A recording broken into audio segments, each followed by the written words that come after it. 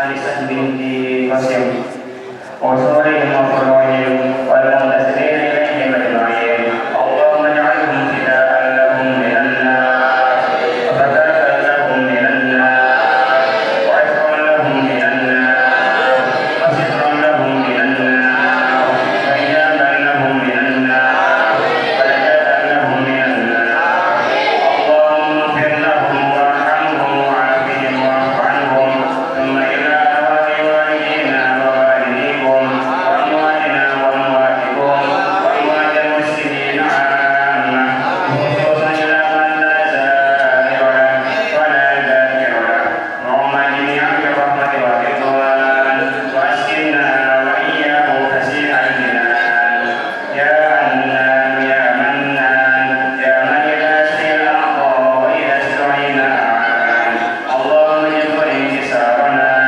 وبطل اعتذارنا واختم بالصالحات أعمالنا وعلى الإيمان والإسلام جميعا توفنا وأنت راض عنا ولا تغيبنا اللهم في قبر ولا تأخذنا على كبر واجعلنا كالملائكة من الدنيا عند الهداية إجابنا قول لا إله إلا الله محمد رسول الله صلى الله عليه وسلم اللهم كما أتيتنا عليها فمتنا عليها غير مفتونين ولا ضالين ولا مضلين ولا مغيرين ولا مبدلين وأنت حسبنا الله ونعم الوكيل صلى الله على سيدنا محمد وعلى آله وصحبه وبارك وسلم سبحان ربك رب العزة عما يصفون وسلام على المرسلين والحمد لله رب العالمين الفاتحة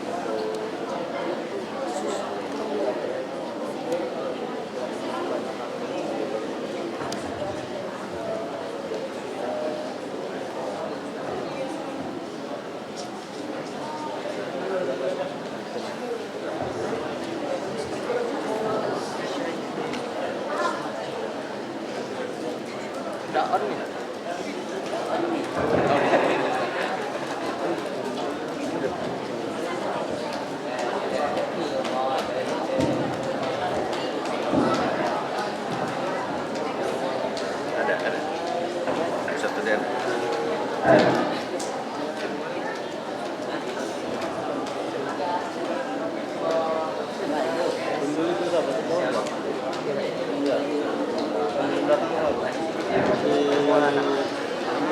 Bismillahirrahmanirrahim. Assalamualaikum warahmatullahi wabarakatuh.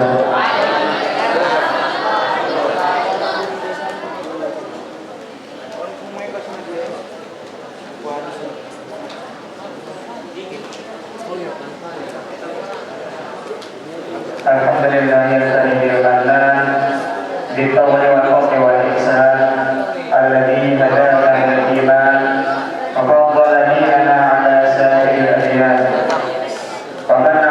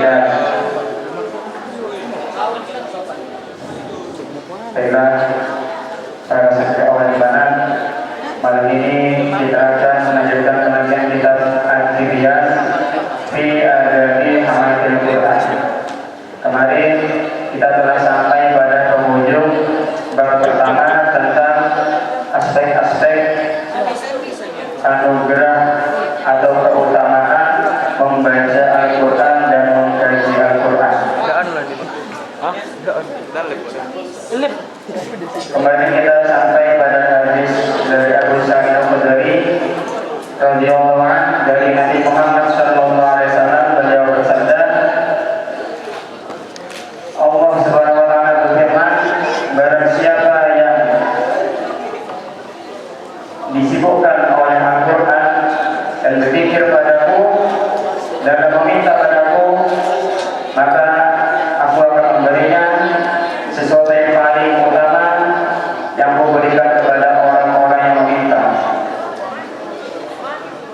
Adapun keutamaan kalam Allah SWT itu di atas dari seluruh kalam, sebagaimana keutamaan Allah atas makhluknya.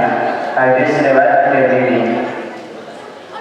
Lalu hadis selanjutnya dari Ibnu Abbas radhiyallahu anhu, beliau berkata, Rasulullah sallallahu alaihi wasallam bersabda, sesungguhnya orang yang di mulutnya tidak ada sedikit pun dari Al-Quran, maka itu sebagaimana rumah yang roboh. Hadis riwayat At-Tirmidzi. Selanjutnya dari Abdullah bin Amr bin Asi radhiyallahu anhu, Nabi Muhammad sallallahu alaihi wasallam bersabda, dikatakan kepada orang yang membaca ataupun menghafal Al-Quran nanti di hari kiamat, bacalah dan naiklah dan bacalah dengan tartil sebagaimana engkau membaca tartil di dunia, karena sesungguhnya kedudukanmu di surga itu berada di akhir ayat yang engkau baca atau yang engkau hafal. Hadis riwayat Abu Dawud. Selanjutnya hadis dari Sayyidina Mu'adz bin Anas radhiyallahu anhu, bahwasanya Rasulullah Muhammad sallallahu alaihi wasallam bersabda, barang siapa yang membaca Al-Quran dan mengamalkan apa yang ada di dalamnya, maka kedua orang tuanya akan dipakaikan mahkota di hari kiamat. Cahaya mahkota itu lebih indah daripada sinar matahari di dunia. Maka apa pendapat kalian dengan orang yang mengamalkan ini? Hadis riwayat Abu Dawud. Selanjutnya hadis riwayat dari Abdullah bin Mas'ud radhiyallahu anhu berkata, membacalah Al-Quran karena sesungguhnya Allah tidak akan menyiksa hati yang berisi Al-Quran, dan sesungguhnya Al-Quran ini ialah perjamuan Allah Ta'ala. Maka barang siapa yang masuk padanya, maka ia akan aman. Dan barang siapa yang mencintai Al-Quran, maka hendaklah ia bergembira. Selanjutnya hadis dari Abdul Hamid Al-Himani berkata, aku pernah bertanya kepada Sufyan Ats-Tsauri tentang seseorang yang berperang, apakah lebih engkau sukai daripada ataukah orang yang membaca Al-Quran? Beliau berkata, orang yang membaca Al-Quran, karena Nabi Muhammad SAW pernah bersabda, sebaik-baik kalian ialah orang yang mempelajari Al-Quran dan mengamalkannya. Sekarang kita masuk ke bab kedua tentang kelebihan membaca Al-Quran dan orang yang membaca Al-Quran daripada selainnya. Bismillahirrahmanirrahim. Namanya ta'ala ta'bid wa tadabbar wa tadbir wa naf'al ittifaq wa ibadah wa istimada wa naf'al al-muslim bidahillahi wa sunnah rasulih wa du'a ila huda wa dalala al-akhir bidabu'a wa lillahi wa mardatihi wa mu'tihi wa tawakkihi subhanahu wa ta'ala. Al-Aliyah Al-Syekh Muhyiddin Abi Zakaria yang jadi Syaraf An-Nawawi fi kitabih Risalati At-Tibyan fi Adabi Muhammad Al-Quran rahimahullah ta'ala wa nafa'ana bihi wa bi'ulumihi fid dharain amin. Ila aqal ada bertani Adapun ini bab yang kedua, fi tarjihil qiraati wal qari ala ghairiha. Dalam menerangkan tentang keutamaan atau kelebihan membaca Al-Quran dan orang yang membaca Al-Quran atas selainnya. Jadi bab ini berisi tentang kelebihan membaca Al-Quran dan kelebihan orang yang membaca Al-Quran daripada selainnya. Sabata an Abi Mas'ud al-Ansari al-Badri radhiyallahu anhu. Hadis diriwayatkan dari Abu Mas'ud al-Ansari radhiyallahu anhu an Rasulillah sallallahu alaihi wasallam, dari Rasulullah sallallahu alaihi wasallam bersabda, ya ummul qauma aqra'uhum li kitabillah. Yang paling berhak mengimami suatu kaum ialah orang yang paling bagus membaca Al-Quran. Rawahu Muslim, hadis dari Imam Muslim. Di sini disebutkan bahwa orang yang paling berhak dalam mengimami suatu jamaah ialah orang yang paling bagus bacaan Al-Qurannya, paling bagus tajwidnya, paling bagus mengkorijul hurufnya, maka ialah yang paling berhak mengimami. Jadi apabila kita ingin memilih seorang imam sholat dalam suatu jamaah, maka pilihlah yang bacaan Al-Qurannya paling bagus, bagus tajwidnya, bagus mengkorijul hurufnya, maupun bagus suaranya.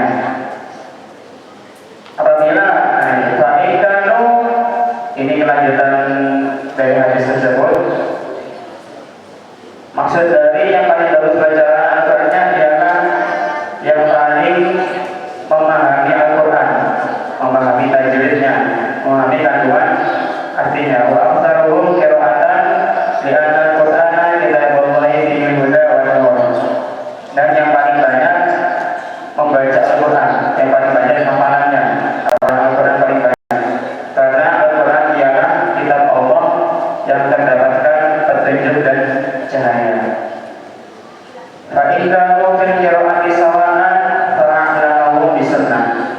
Maka jika orang-orang sama bacaannya, sama bagusnya, maka pilihlah yang paling memahami dalam sunnah-sunnah Rasulullah.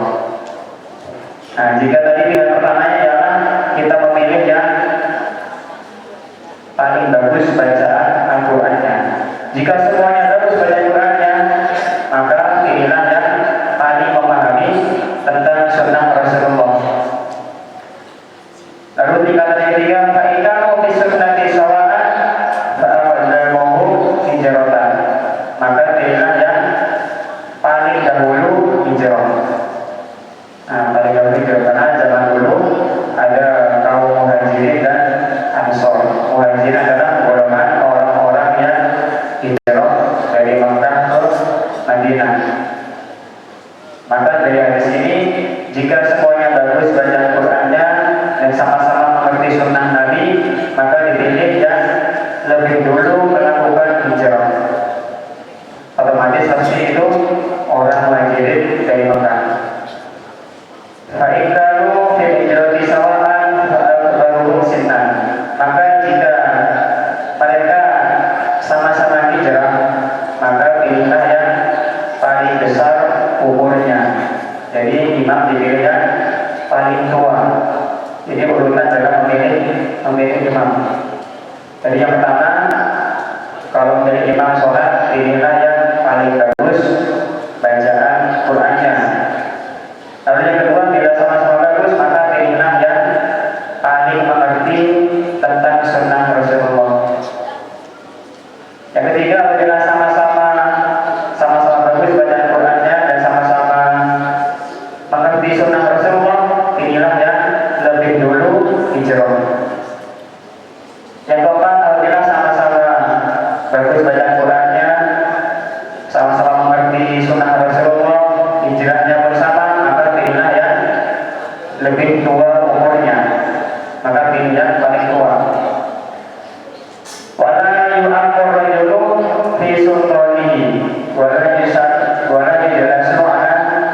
al-kalimah ini di bagian dalam ini. Tidaklah seseorang diimami dalam kekuasaannya. Maka ini maksudnya jangan jadi imam di rumah seseorang. Jadi yang paling berhak untuk menjadi imam ialah sohibul bait, pemilik rumah. Kecuali apabila diizinkan. Bila diizinkan tamunya untuk mengimami, maka boleh dia menjadi imam. Jika tanpa izin, maka jangan sekali tamu menjadi imam. Yang lebih berhak menjadi imam ialah pemilik rumah. Wa 'an Ibnu Abbas radhiyallahu anhu qala, hadis diriwayatkan dari Sayyidina Ibnu Abbas radhiyallahu anhu, beliau berkata, kana qurra'u ashab majlis Umar radhiyallahu anhu wa musyawaratihi qurulatan aw shibana. Rawahu Bukhari.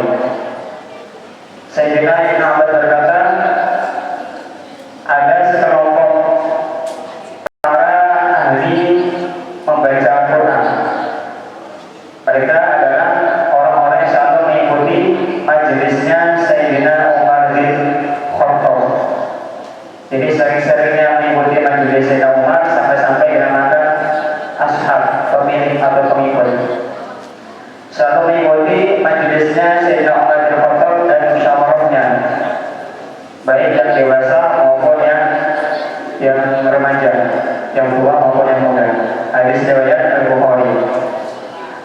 Wasayati hilbadi ba'da hada ahaditu dan umuru di hadal akan datang di bab ini. Setelah ini hadis-hadis yang akan masuk di dalam bab ini.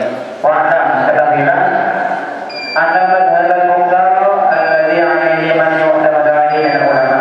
Sesungguhnya madhab yang dipilih yang dijadikan panutan oleh ulama, anna qira'at al-Qur'ani afdalu min at-tasbihi wa tahlili wa ghairi ma min adhkar.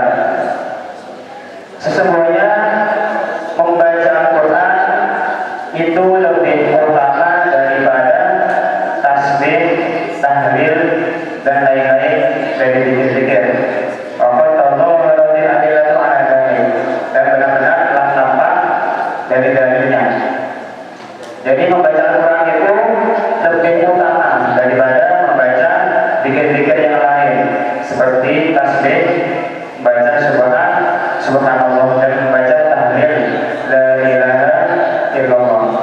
Jadi zikir yang terutama ialah membaca Al-Quran. Jadi membaca Al-Quran ini bisa dipakai buat zikir. Contoh membaca zikir surah Yasin setiap pagi dan sore hari. Setiap setelah subuh baca surah Yasin. Atau membaca surah Al-Waqiah setiap selesai asar, dan membaca surah Al-Insan, As-Sajdah, Al-Mulk. Itu semua surah-surah bisa dijadikan zikir. Kita masuk pada bab ketiga, al-babul tsalits fi ikrami ahli al-Qur'ani wa nahyi an idza'ihim. Bab ini, bab yang ketiga, menerangkan tentang memuliakan ahli Al-Quran dan larangan menyakiti ahli Al-Quran. Allah Azza wa Jalla, Allah Subhanahu wa taala berfirman, "Wa may yu'azzim sya'airallahi fa innaha min taqwal qulub." Surah Al-Hajj ayat 32. Barang siapa yang mengagungkan syiar-syiar Allah, maka sesungguhnya itu termasuk ketakwaan hati. Mengagungkan syiar-syiar Allah, contohnya seperti mengagungkan Al-Quran dan ahli Al-Quran, ini termasuk syiar Allah. Maka barang siapa yang mengagungkan, menghormati, memuliakan Al-Quran dan orang yang membaca Al-Quran, orang yang menghafal Al-Quran, maka itu termasuk bukti dari ketakwaan hati, hatinya bertakwa. Maka jangan sesekali menyakiti ahli Al-Quran, yang menyakiti para penghafal Al-Quran, karena ia menghafalkan kitabnya Allah. Nah, ini ada seperti cerita contoh dulu ada anak, ini murid dari seorang guru. Gurunya ini menghafal Al-Quran, menghafal Al-Quran. Nah, muridnya ini berarti kan Fauzan. Muridnya ini agak nakal bandel. Dikasih tahu sama gurunya tidak mau nurut, dikasih tahu sampai dipukul pun masih tetap nakal. Sehingga apa, lama-lama gurunya digeram. Oh ya, bisa diketahui ini apa ceritanya ini. Akhirnya apa? Saking seringnya dikasih tahu, anak ini tetap bandel. Pernah karena merasa selalu diperhatikan gurunya, anaknya ini malah menolak untuk diajarkan kebaikan. Akhirnya anak ini mengucapkan kata-kata kotor yang dikatakan kepada gurunya. Contoh Pak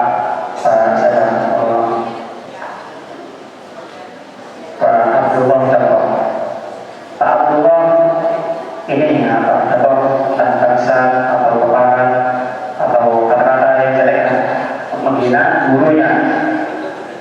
Dan gurunya ini mungkin awalnya tidak terima, tapi langsung diadab oleh Allah. Kita tidak tahu apakah itu memang ada dari Allah atau memang penyakit, tapi ternyata anak ini sakit yang sangat parah, lalu sampai operasi pernah sembuh. Tapi ternyata itu bukan penyakitnya. Entah itu mungkin karena gurunya ini belum ikhlas belum memaafkan santrinya, atau mungkin gurunya sudah memaafkan, tapi Allah belum memaafkan, karena Allah menganggap guru ini adalah kekasihnya, karena ia adalah penghafal Al-Quran. Jadi hati-hati dalam jangan sampai menyakiti ahli Al-Quran, penghafal Al-Quran, karena hatinya langsung nyambung dengan Allah. Sekali hatinya tidak suka, Allah yang akan membalas. Akhirnya apa? Akhirnya murid itu meninggal dunia karena penyakit itu. Itu cerita contoh saja, bisa dibuat pelajaran di kehidupan selanjutnya. Entah itu cerita nyata maupun cerita fiktif. Yang jelas kita ambil pelajaran baiknya. Dan untuk yang penghafal Quran, jangan mudah mendoakan orang yang buruk-buruk. Doakan yang baik, semoga dia menjadi hamba yang lebih baik. Semoga muridku bertaubat.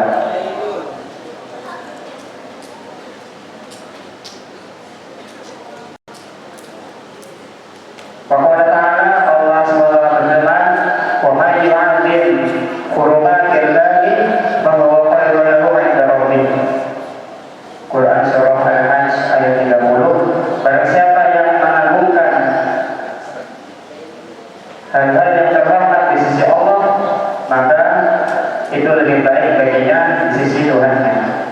Barang siapa yang mengagungkan ahli Al-Quran, melakukan Al-Quran, menghormati ahli Al-Quran, memuliakan ahli Al-Quran, maka ia akan mendapatkan kebaikan dari Allah di dunia dan akhirat. Waqala ta'ala, Allah SWT berfirman, "Waqfid janahaka lil mu'minin." Surah Al-Hijr ayat 88.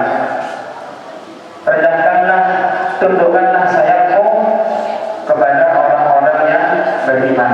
Ini hadis ayat Al-Quran ditujukan kepada Nabi Muhammad SAW agar Rasulullah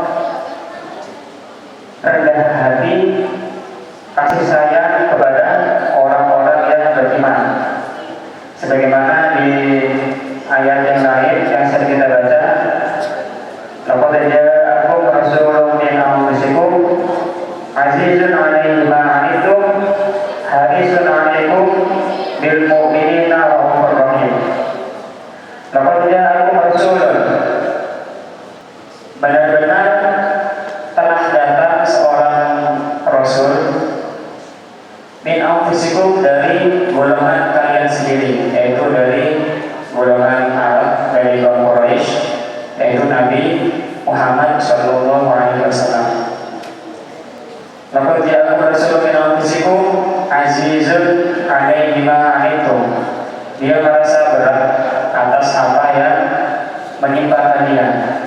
Jadi Rasulullah ini merasa berat dengan apa yang menimpa kita umatnya, yaitu banyak cobaan. Azizun 'alaihi ma 'anittum harisun 'alaikum. Rasulullah sangat berkeinginan agar umatnya mendapatkan keimanan dan keselamatan. Harisun 'alaikum bil mu'minina raufur rahim. Terhadap